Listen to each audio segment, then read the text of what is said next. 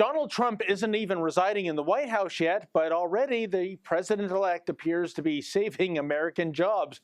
Case in point, Carrier Corporation won't be eliminating some 800 jobs in Indianapolis after all. Carrier planned on moving those jobs to Mexico. This would have been yet another manufacturing punch in the gut for the Midwest. After all, these are relatively high-paying, full-time jobs with benefits, the kind of jobs that are very desirable in the current economic climate. But the question arises, why the sudden switcheroo by Carrier? Yes, the company will receive $7 million in tax credits from Indiana over the next 10 years, but every jurisdiction plays that game. Business is fluid and we live in a global economy, so politicians have to make like Monty Hall and play a real-life version of Let's Make a Deal when it comes to attracting and retaining investment. It's not desirable, but it's the way it is. But aside from those tax credits, was there something else behind Carrier's decision to stay put in Indiana? Well, it now appears that perhaps the Trump camp spoke to the people who run Carrier's parent company, United Technologies. The U.S. government is a major customer of United Technologies, as United received defense contracts worth some U.S. $5.6 billion last year alone.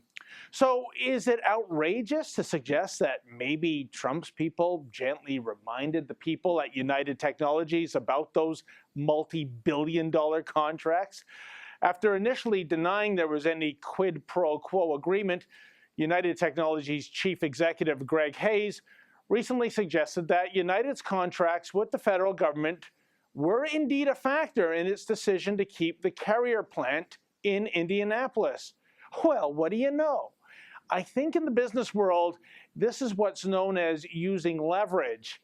This is a tactic Trump obviously knows how to apply very well because unlike so many people in the public service sector, Trump actually comes from a business background. Yet even so, when Carrier first announced its proposed move to Mexico, why didn't Barack Obama use the same tactics with United Technologies too? He should have, and he could have. Well, he should have and could have. That is, if he were more of a businessman and less of a community organizer. And so it is that the president-elect has proven more efficient in saving domestic jobs than the guy currently sitting in the White House. Gee, such a shame that for the past 8 years, as so many U.S. plants were shuttered and so many thousands of domestic jobs were shipped abroad, that nobody had the foresight to buy President Obama a textbook outlining the way in which negotiation works. You know, a book such as, The Art of the Deal, authored by someone whose name escapes me at the moment. For the Rebel.media, I'm David the Menzoid Menzies.